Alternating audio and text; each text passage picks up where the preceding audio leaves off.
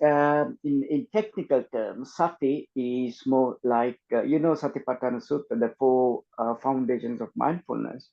Satipatthana is establishing or setting up or establishing yourself on mindfulness or awareness.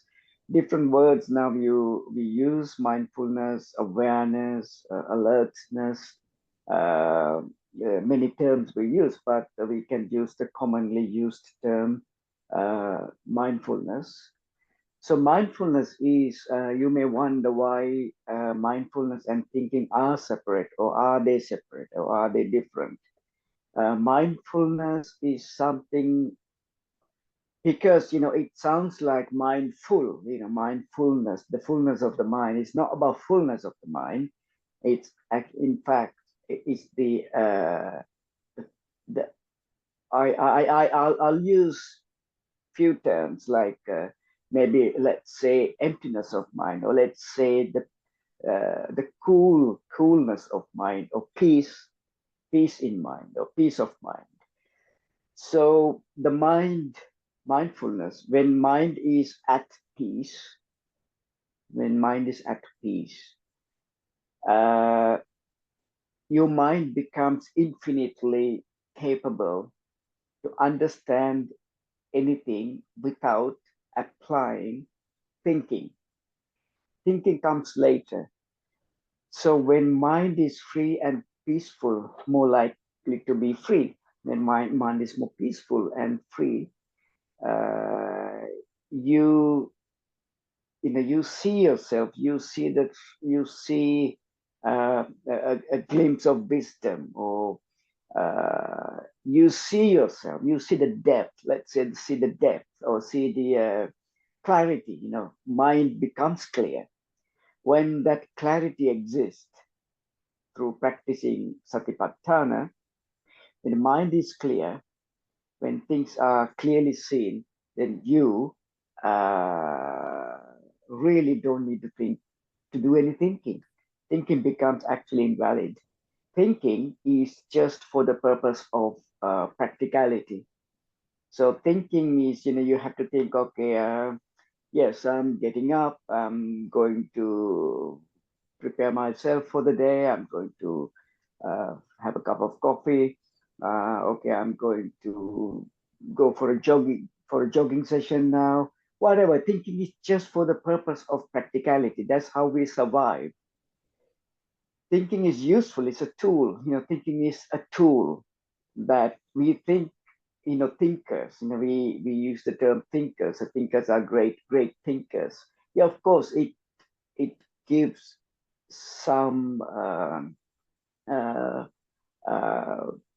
kickstart, give some kickstart to something. It kicks to start something.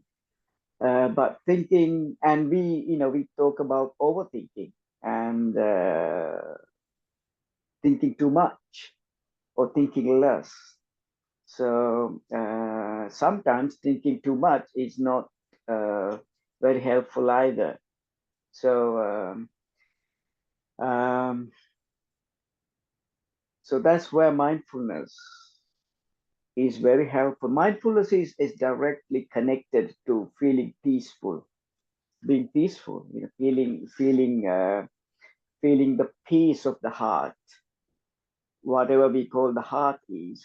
So that's where you feel when your mind is at ease, when your mind is at peace, it is felt in your heart, and your heart doesn't react on your mind doesn't react to situations unpeacefully, because you like, uh, uh, you relish, you enjoy that peace which is felt in your heart.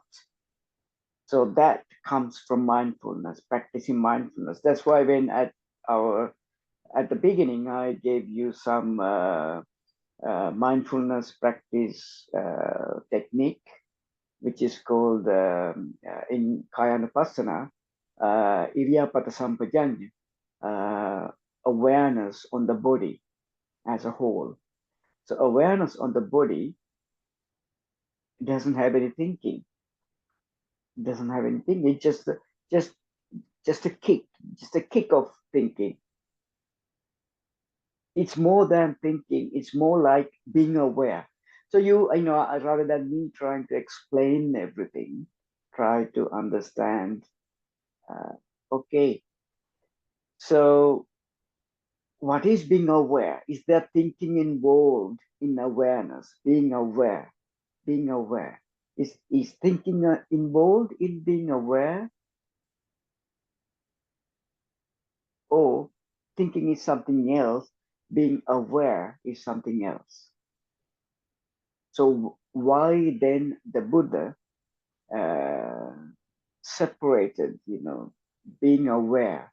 Awareness is one thing, and Manasikara, thinking, is another thing.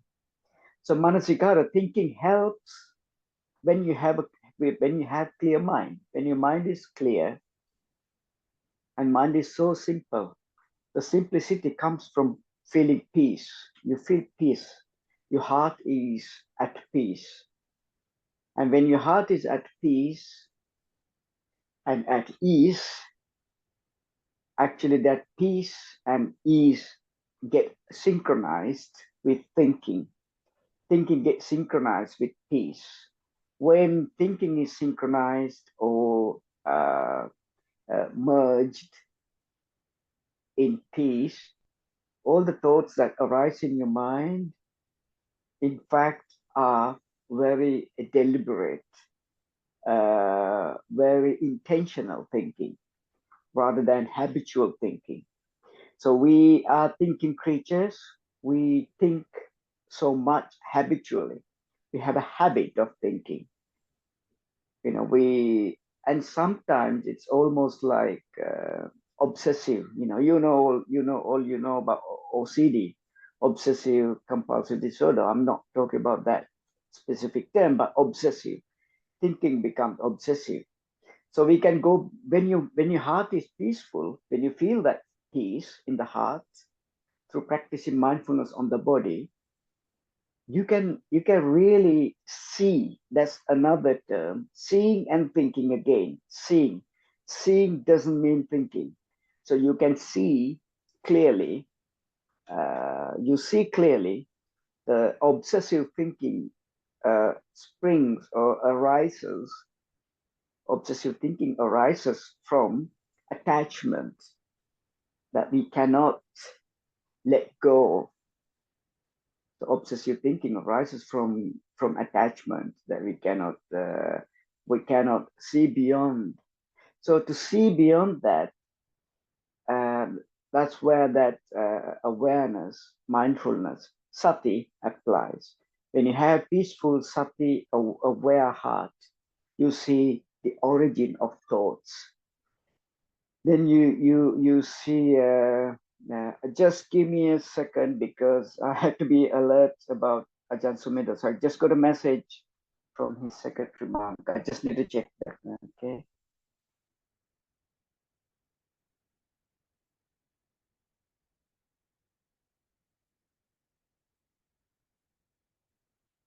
I just need to send a reply to that.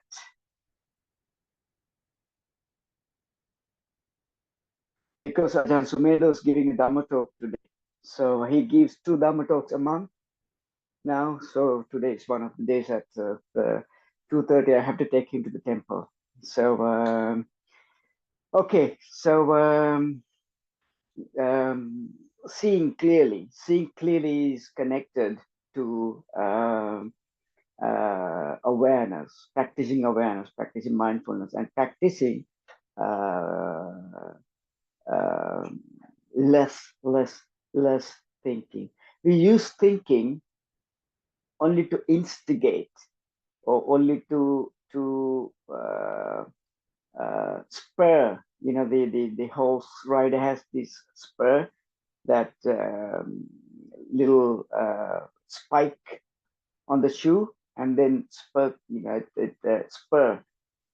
It instigates the horse to run. So we used to think thinking just for that purpose.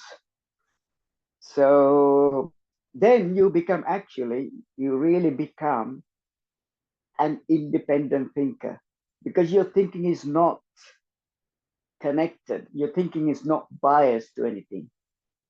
You think as an independent thinker because you're not attached to your thinking. So you're not attached to your thinking. And thinking is not obsessive. Thinking doesn't come from an obsessive place. So you are more detached to, you're not attached to your thinking. You can think whatever you like, you can stop whenever you want. You can stop and go back to your peace of the heart.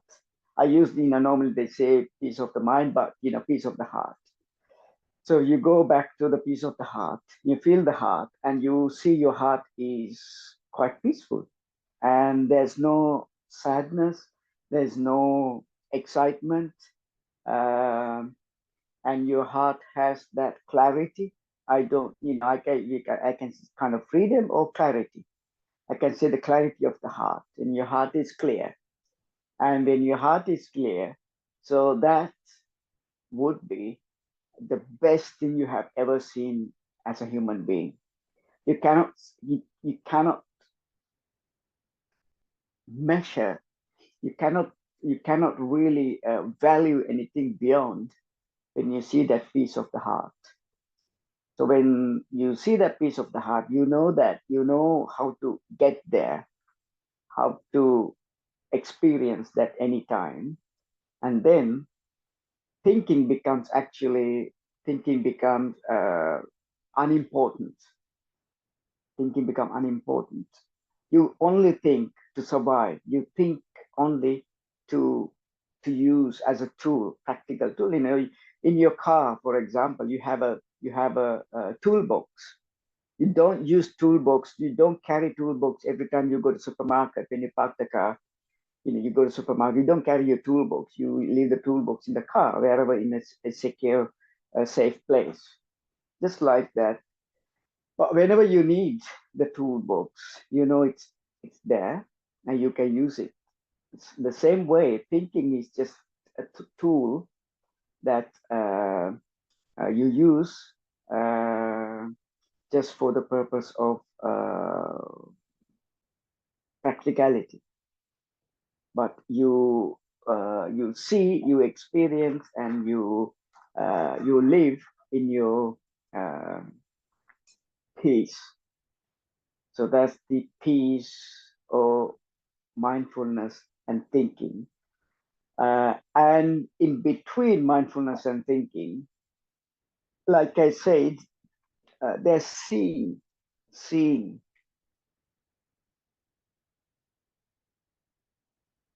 like sampajanya, or seeing, jnana, seeing things clearly.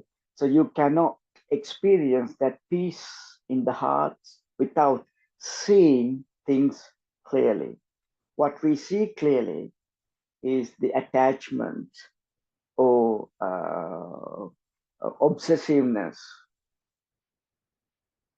to the thinking process, because thinking process is like an endless uh, a black hole. It's like a black hole. There's no end in thinking. You can think for million years, you think the same thing again and again. You can't think anything more than what you have experienced through your eyes, through your ears, nose, tongue, and body. So, and that thinking is involved with emotions. So thinking actually based on emotions. What we have, for example, we have the attachment to thinking live attachment to thinking lives on uh, emotions. We have many emotions. We have happy emotions, unhappy emotions, different emotions in life. Being a man, different emotions. Being a woman, different emotions. And being a mother, being a father, being a monk, being a layperson, being a practitioner, whatever. So we all have gathered some amount of emotions uh, through being identified by something. So we get identified by something. So let's say I'm a monk. I'm a bhikkhu, I'm a monk, I should be like this, I shouldn't be like that. So I have an identity. And through the identity, I have some emotional connection to or with my identity. So the identity becomes my attachment. Identity is my attachment. So my identity becomes my attachment.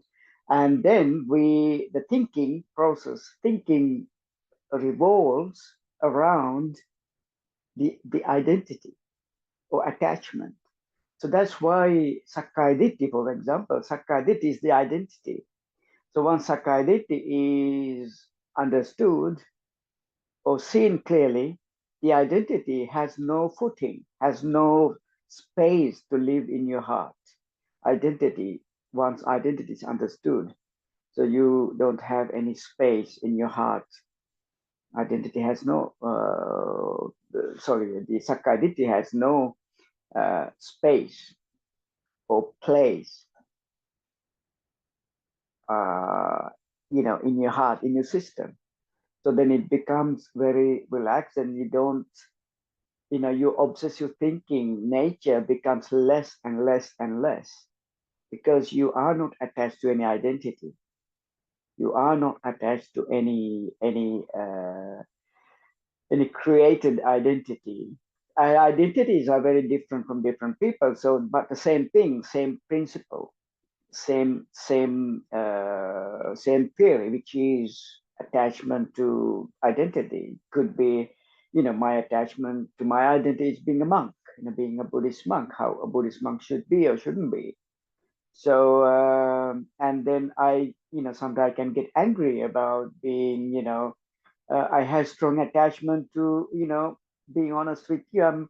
I petrify when I see my face or my picture or something on YouTube or something. I get so scared. I don't know why. I cannot stand that. So it's kind of identity. I still don't understand why. But Ajahn Sumedho always says, how to take the world is world. It flows, it goes, it just take as it comes. So I still have strong identity. I think, very, very low of myself. I have very low esteem about myself. So that's what I see about myself. I think very low of myself. I'm not good. I'm not suitable. I'm just um, I'm not ready yet. I'm not suitable yet. I cannot do it. I have very low estimate about myself. I see that. That's called conditioning. That's called conditioning. So I see that, and that conditioning becomes my identity. So that's where mindfulness is very helpful to see that. My thinking never be able to see that. My thinking only creates more thinking around my identity, my conditioning.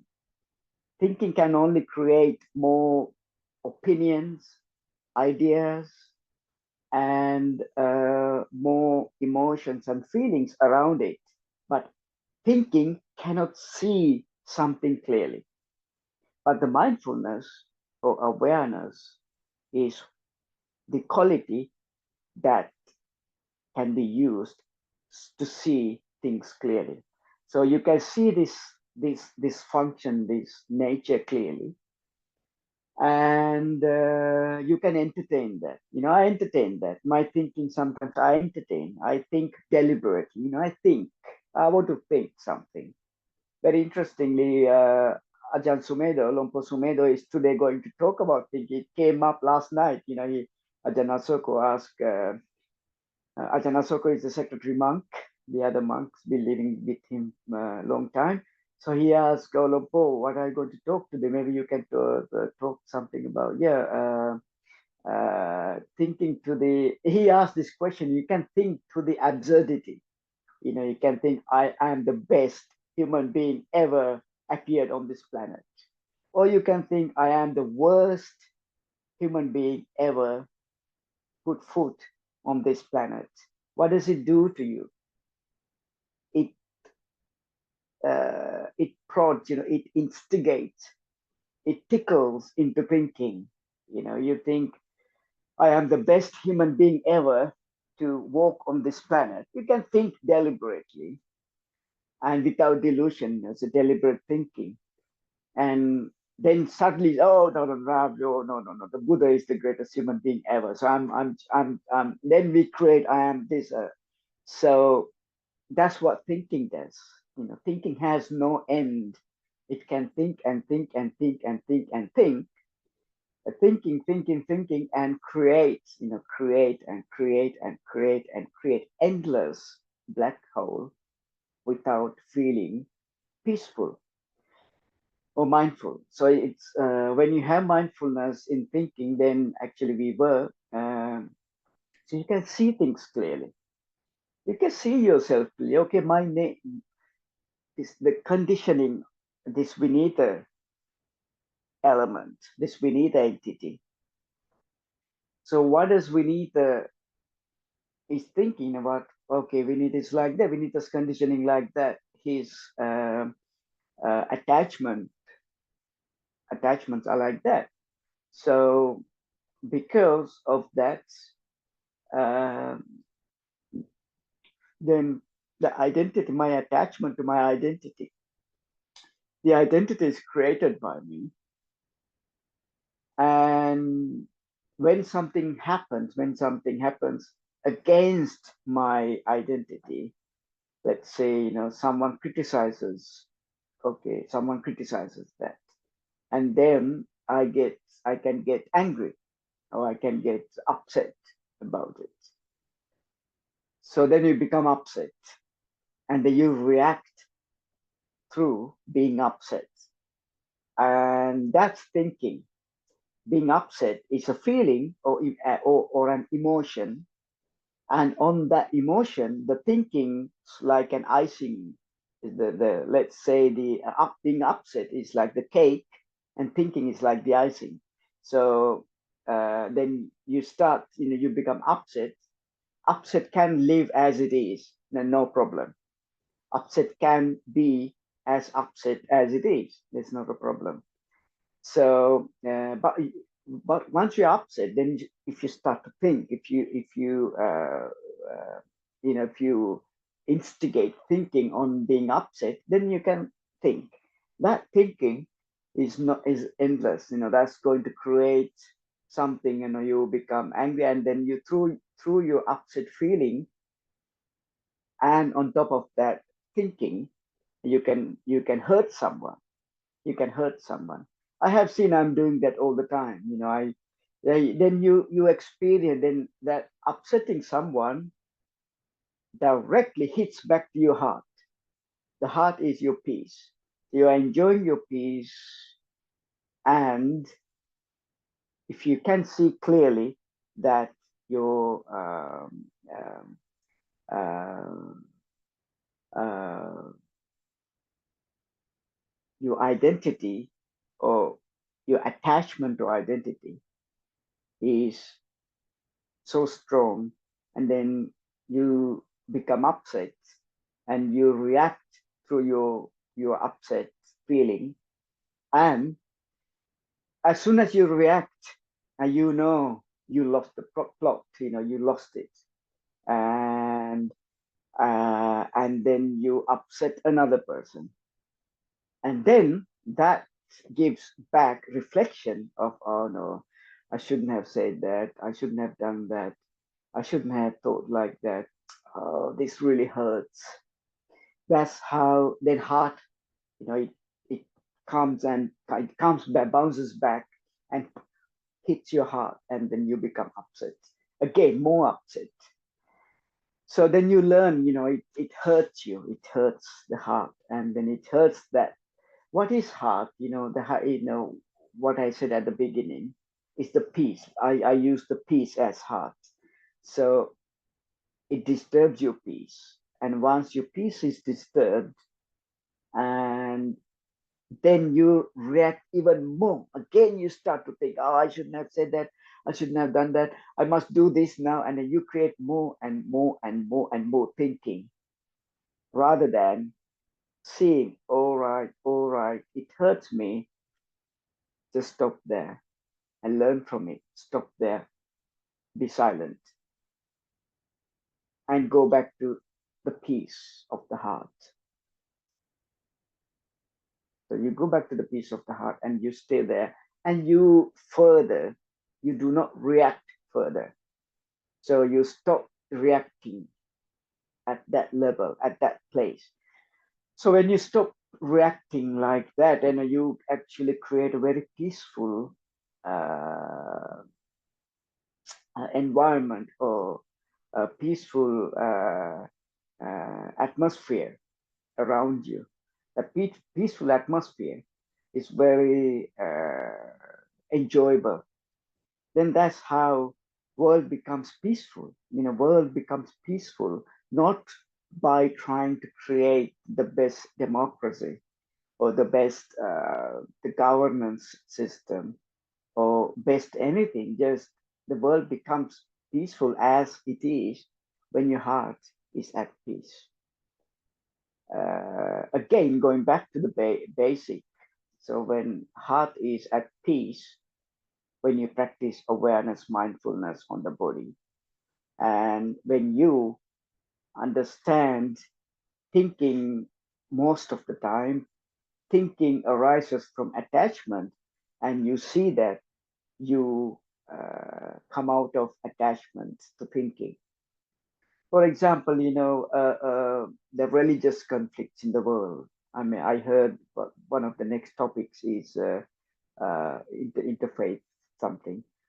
So the loss of conflicts in the world is because not because there are many religions or many beliefs. It's because of attachment to religion, attachment to thinking, not even to religion, attachment to thinking. I think this is how it should be, and this is how I think it should be. And when it doesn't happen that way, you become upset. And then attachment to thinking becomes your own weapon to destroy yourself. So my own attachment to my thinking is my weapon to destroy myself, but nothing else. No external weapon, no external force, external energy could destroy my happiness. It's my own thinking. It's my own creation of thinking that gives me all that negative unhappiness or destroy the peace. So yeah, attachment to something. So even in Buddhism, there are many Buddhist practitioners, many fractions, and many things. Very interesting. I listen to sometimes, I listen to very conflicting ideas on YouTube.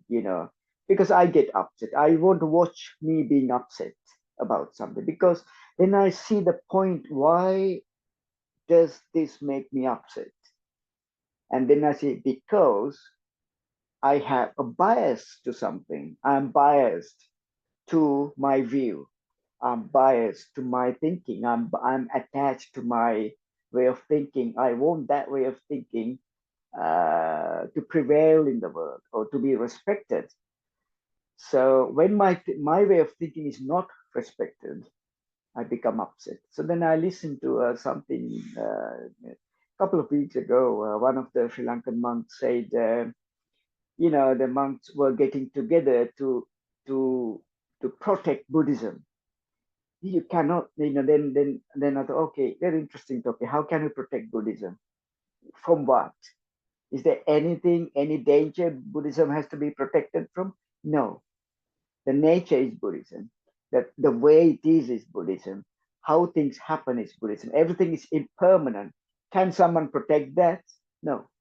Everything is impermanent. The impermanence is the theory in the world. If sankharas are not impermanent, we won't be able to live. We things have to function. Things to function. Things have to change. So change, which is impermanence or anicca, it must happen in the world to function. So and he said, some monks were trying to put a cap on, you cannot say this is against Buddha's teaching, this you cannot explain Buddhism like this, that's against Buddha's teaching. No, Buddhism is, Buddha was the coolest human being on the planet. He was so clear and cool about his teaching. You can explain, he it's true in front of him. If you try to explain it in front of him, he would say something, the way he knows. But he was very clear about Vinaya. He was very clear about Vinaya. A Vinaya rule is Vinaya rule. If you break it, you break it. So that was clear. But about Dhamma, that's why Buddha never appointed a single person to protect his teaching. There's no single person, single monk in the world. So Venerable Ananda asked him, after your passing, Venerable Sir, who is going to protect the your teaching, your Dhamma Vinaya? He said, no.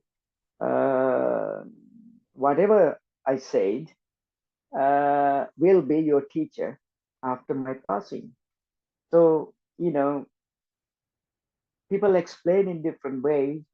So, yeah, it's very interesting. So it's more like Buddhism is not communism. In communism, okay, yes, everything has to be like this, same uniform, same thing. Everything is controlled. This is you. This much you can do. This much you can't do. That's communism. That's not Buddhism. So Buddhism is it's a free basic teaching about life and world and mind. So that cannot be changed by anyone as long as there is written, as long as there is Buddha's teaching somewhere written. For example, we talk about mindfulness. So let's say the Satipatthana Sutta. In Satipatthana Sutta, as long as the Satipatthana Sutta survives in the world, that's very good enough in indication or reference to understand what the Buddha taught or he taught to us about. So yeah, so like that, I just deviated a little bit. So this is about attachment to thinking. If you think in a certain way, you are attached to that. That's thinking. So we suffer a lot, a lot, a lot. Almost every suffering, bit of suffering comes from thinking, or attachment to thinking, or attachment to a view or belief, even a belief. Buddha said a belief is a thinking. Yeah, if someone asks, I heard people asking when white, English white people come to the monastery. I heard sometimes Sri Lankan people or people from Buddhist culture seeing a non-Buddhist person come to the monastery. They ask, oh, why did you become a Buddhist? Are you Buddhist? Are you Buddhist? They ask. It's the last question you ask, someone like that, because when you ask, are you Buddhist? They say, oh, well, not really. But sometimes monks say, not really. Because, there's no such a thing. There's no such a identity. We create Buddha's teaching as an identity. So you feel safe within yourself. And you can use that to promote yourself. That's not Buddha's teaching. So you can say, I believe in impermanence. That actually, you don't have to believe anything. You see that Buddha's teaching is not about believing. His teaching is not about believing. Buddha's teaching is about understanding, seeing. Janatoham bhikkhave passatoham aswanang kayang vadami no ajanato no apassato. The one who sees, the one who knows, goes to the end of suffering or end of dukkha, or destruction of ashrava, kilesa, defilements. So yeah, that's the Buddha's, that's what thinking does. Lots of our suffering, lots of our doubts. Doubt is thinking. For example, doubt. We doubt, not sure. oh, I have to become Sotapanna very as soon as possible because otherwise I might end up going to hell or into a bad place. Or you create that. It's thinking.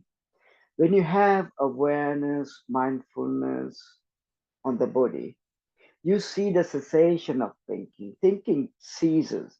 Thinking process ceases. It doesn't mean that there's no thinking. There is thinking, but it ceases. It goes into a peaceful place. It's peaceful. You can think when you want to think.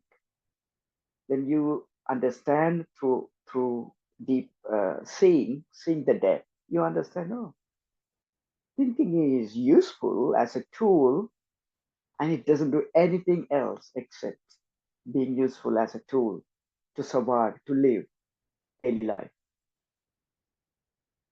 So yeah, for example, doubt. So we want to become Sotapanna, so on. We want to become Arahant. We want to really be good Buddhist. I really want to be a good Buddhist. That's your thinking. That's our thinking.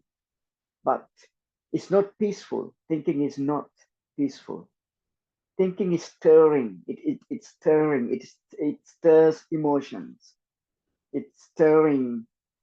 That stirring emotion is unpeaceful, and it creates biasness, and you become biased to something. Once you are biased to something, your thinking is biased to something. That stops you seeing things as they are.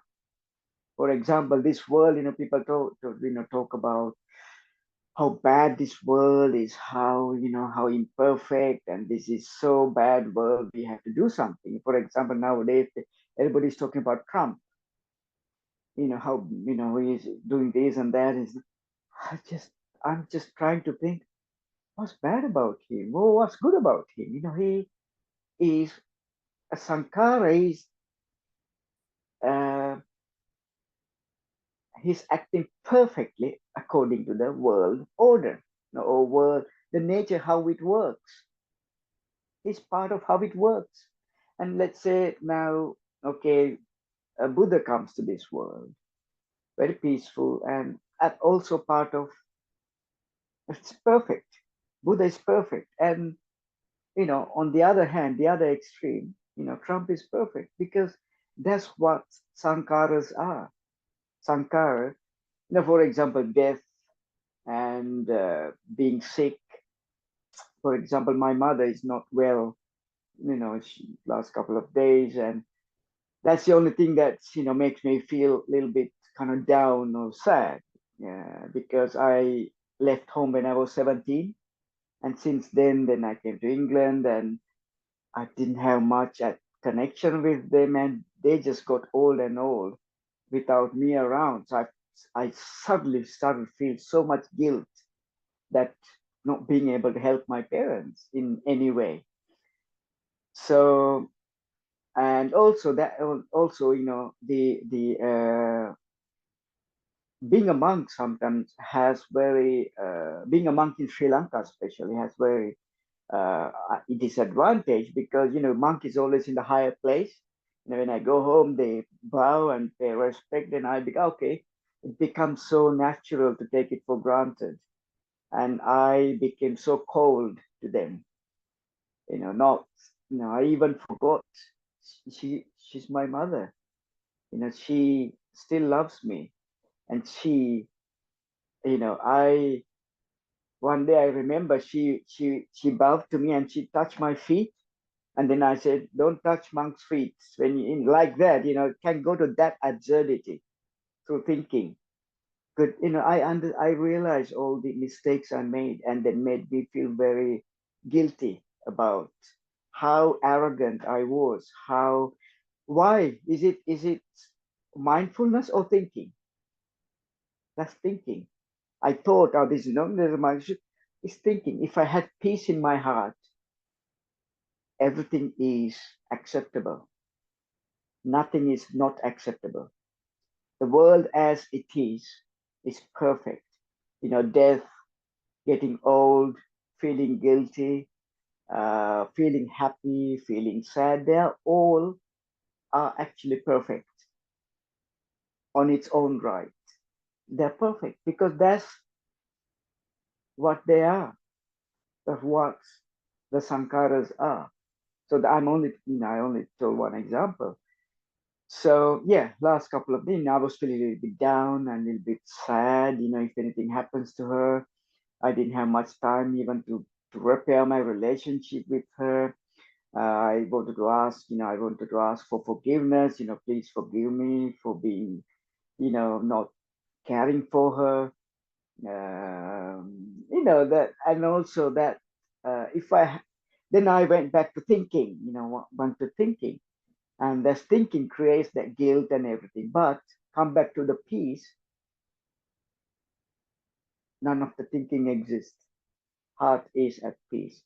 So then, when you realize, or when that happens, only when you see, actually, it's all created by thinking. So when thinking ceases,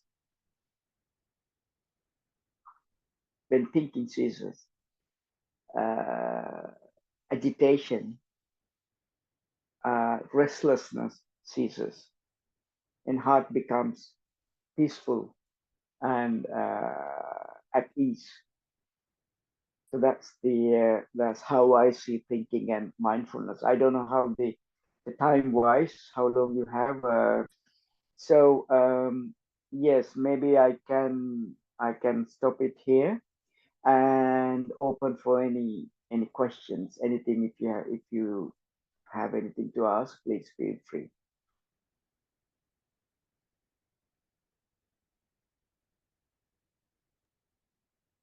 Thank you very much, Bhante. That was really, I think, brilliant, because it's gave so much of the, how mindfulness is calm and still, whereas thinking is going at a high speed and going away from oneself, whereas mindfulness is when you are calm in that way, the peace you're in, it's with you. It's not gone. Mindfulness is with somewhere near you, whereas thinking is going on and on. So I'm sure there are a lot of questions. Are there questions? Uh, there are comments. Thank you, Bhante. Beautiful and valuable talks, says Samantha Jayatilaka. Any questions? Yeah, Anuja, unmute and ask. Venerable sir, I I know you. I have listened to your talks at Amaravati. I don't know whether you can remember me, but I was a regular person at Amaravati. You used to cover evening Yeah, puja. yeah. And also, Yes, yes. I listened to your talk about your when you went on that 60-day walk through England. Right. Yes, I yes, listened to that talk of yours. So, yeah. Venerable Sir, thank you very much for this wonderful talk you gave. Extremely valuable. Now, I am a student of the Dhamma, trying to practice mindfulness. Now, in terms of the state of the peacefulness of the heart you were talking about, and the point at which you can see the thinking process as something separate from the peacefulness. Now, to reach that level of mindfulness, does one have to attain a state of samadhi or jhana? Again, there's dhyana and samadhi. Again, thinking. It's thinking. I need a samadhi to see that. In order to be free from this, to see that, I need a samadhi. So samadhi is your thinking. If you can eliminate that attachment to any term, we have terms that Buddha used these terms only to refer, excuse me, as reference. Samadhi is just a reference. So what uh, uh, the advice I can give through my own experience and practice. My practice has been I've been in Rome for 30, this is 31st year, so 30 years in Rome. So since the day one until now, my practice is just one thing. stay on the body. No thinking, just stay on the body. When I walk, talk, it doesn't mean that I stay on my body all the time, because I'm a human being. I also get lost in thinking and all that, but whenever possible. So staying on the body, like anchoring my awareness about body, because we forget this body. This is, I'm talking my point of view, okay? You don't need to take it. So we forget this body is such a great treasure to anchor, to practice mindfulness on. So whenever you walk, sit, walking, sitting, lying down, standing, talking, eating, consuming, tasting, looking around, everything, stay with the body. And with it's called Manasikara. It's called not Manasikara, Vitakka. Vitakka is not about thinking. Vitakka is, uh, creating attention attentively. You talk attentively. You walk attentively. You sit attentively. Attendance. I'm my body's attendant. I attend to my body, right? We know the term of attendant, being an attendant. An attendant attends to a sick person. When that person wants to walk, he attends and helps, like that. So you have to become an attendant to your body. I attend my body. I pay complete attention to my body, being out of thinking. I attend when I walk, when I talk, when I sit, as much as you can. Not I mean when you uh, just pay attention, full heartful attention to the body. To do that, really interesting thing, I can tell you a recent example. My mother being not well, so it becomes a topic. My mother's being unwell becomes a topic. Then your attention slowly consumed, or that topic slowly consumes you.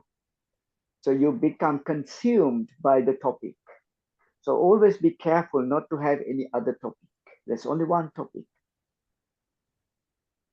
my body. Body is the topic. And then you can see clearly when something comes, for example, last 2 days I was, thinking, yeah. So my mother became the topic, and then I could see my heart sank, heart sinks a little bit, what happens if anything happens to her? Then my thinking, yeah, of course, everybody's going to die. Anything could happen, just accept. That's thinking mind. Because my thinking is very rational. So my rational thinking tries to make me feel okay about things. Mindfulness is not about making you feel okay about situations. It's about seeing uh, the perfection of sankhara as they are. There's no wrong with any sankhara. There's nothing wrong with a thief. There's nothing wrong with a donor. Now, someone gives me so much, let's say donations, give a donation, and someone steals that donation from me. Let's say that. And what is wrong? Who is right? Who is wrong? Theoretically, yeah, being generous is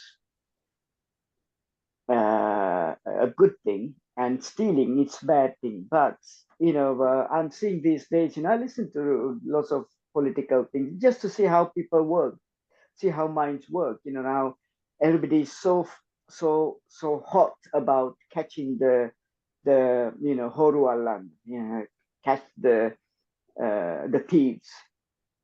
Uh, so that's thinking. That's how the world works. That's not the Dhamma. I'm sorry, I'm not saying that's not the Dhamma. That is the Dhamma. That's also Dhamma. That's how it works. We don't have to be passionate and throw yourself into anything And then later you realize, okay, that's how the world works. And there are thieves and there are donors. There are generous people, there are non-stingy people. And let's say you may remember when I was 7, 8 year old, I used to watch this TV program called Kung Fu in 1980s in Sri Lanka. So it was one of my favorites. I didn't understand it in English then, but that grasshopper, little monk, um, it's a series that in China, it's a temple in Shaolin temple in China. He has this little orphan boy go to the monastery. He didn't have anywhere to go. Then monks took him and looked after him, and he became a monk as a little boy. And then he grew up in the monastery. And one day, one of his friend monks joined the liberation army to liberate the country. And then he really criticized the teacher and the monastery. Okay, so then he left, and few days later, then he came back to the monastery. His tattered cloth. He was beaten up by the army, and he was beaten and bleeding, and he was hungry for days and days. He just escaped death and came back to the monastery. And the teacher monk, the Master Po and Master Khan. Master Khan took him in and asked his disciple, "Oh, please, quickly, give him nice clothes, warm his body, and attend to his wounds, and give him something to eat and look after him." Look after him. But this young monk who was growing up in the monastery, very idealistic, he was really baffled, puzzled. Master, he blamed you, he criticized you. You are useless idiot. He said you are an idiot, but you were trying to help him now, and he's going to get strength again, go back to blame you the same way he blamed you, and go back to the army and do work against us. He was against us. He's going to work against us. Then Master Khan says, uh, uh, Kwai Chang. His name is Kwai Chang. Kwai Chang. When he leaves the doors of this monastery, will the earth crumble down and swallow him because he was ungrateful to us? No. Will the river stop flowing because when he starts to drink water from the river, will the river stop because he was ungrateful? No. Will the sun and moon stop shining upon him because he was ungrateful to us? No. Then he says, beautiful word, if the nature doesn't judge anyone, who am I to judge him? So, that has really struck in my mind, and really stuck in my mind, that lesson. Yes, if the nature doesn't judge. So that's why Buddha said, be like the earth. He told once to Venerable Sariputta, be like the earth, because earth doesn't judge anything.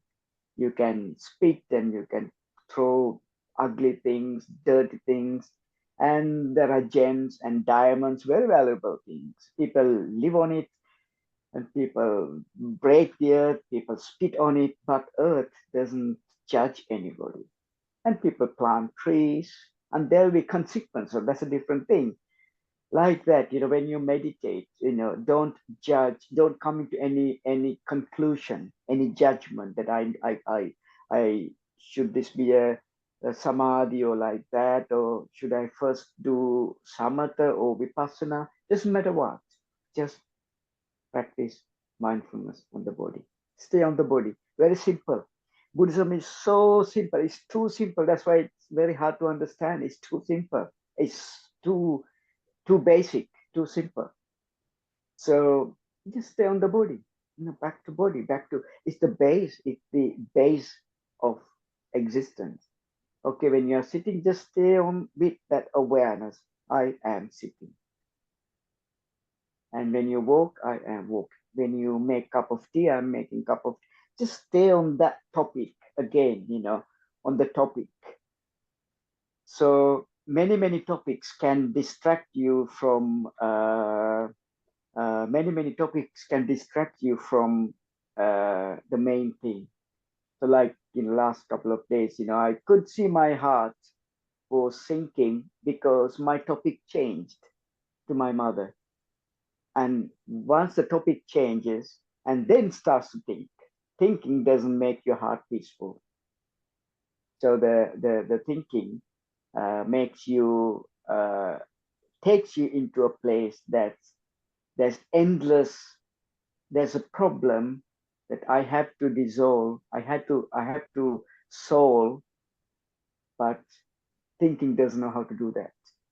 When thinking stops, not stops, when thinking ceases, when thinking is peaceful, there's clarity. When there is clarity, everything is clear and nothing more to do. You just enjoy the clarity and peace. So for your question, again, try to be mindful of your body and try to do it to the amount that you feel clear about yourself. You see clearly. And that you can even see your own mind clearly. You can see everything clearly. So once you see everything clearly, that's what we need. That's all we need is clarity. When things are clear, your own mind is clear, your own mindfulness is clear. Oh, there's no problem, no questions to ask, nothing to investigate. Yeah, sorry, another question. I think someone's raising hand. Is there? Who is the person? I can't see. Malori, it's me. Yes. Oh, yes, Kolita, go ahead. Thank you, Bhante, for that talk. Now, my issue is it's not still quite clear to me whether it's possible to dissociate oneself completely from awareness and thinking. Now, even what we practiced a while ago, we are thinking, I am seated. So there are two factors involved, I and seated. So the mind is well focused, not running. You come to quite a calm state, but still the fact of I and the fact of seated stems from thinking. So even though there is awareness of seated posture, there's that stream. It all seems to stem from this process of thinking. So my question is it necessary to dissociate completely from awareness and thinking? If so, what is the technique to achieve that state? Thank you, Bhante. Yeah. So like I said, there's no dissociation. Number one, I have to say, I didn't say that you dissociate from thinking. So you remember I said that the horseman, the spur, that thing spur. The horse, when the horse stops, you spur. That they use the spurring rod to spur, then horse runs. So we need minimum thinking, minimum amount of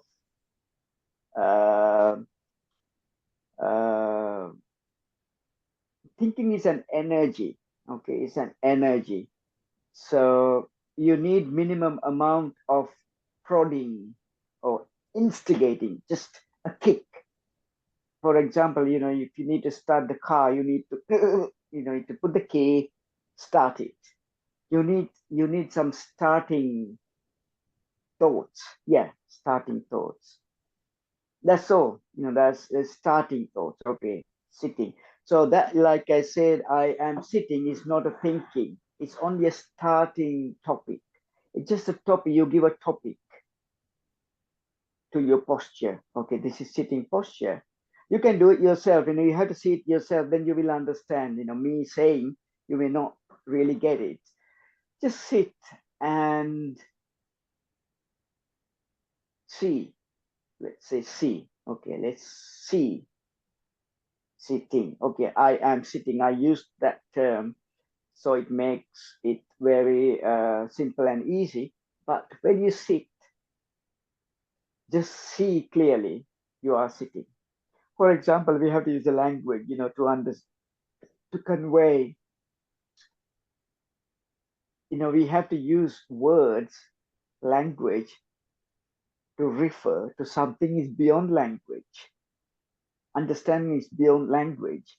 So we have to refer to language to understand something beyond language. So the same way, we have to, talk these terms to refer to something. So Buddha talked, now he talked in Pali, and it came into translated into different languages. Now, yeah, we are talking in English and trying to explain in English, but the language doesn't really matter. Which language, any language can explain it.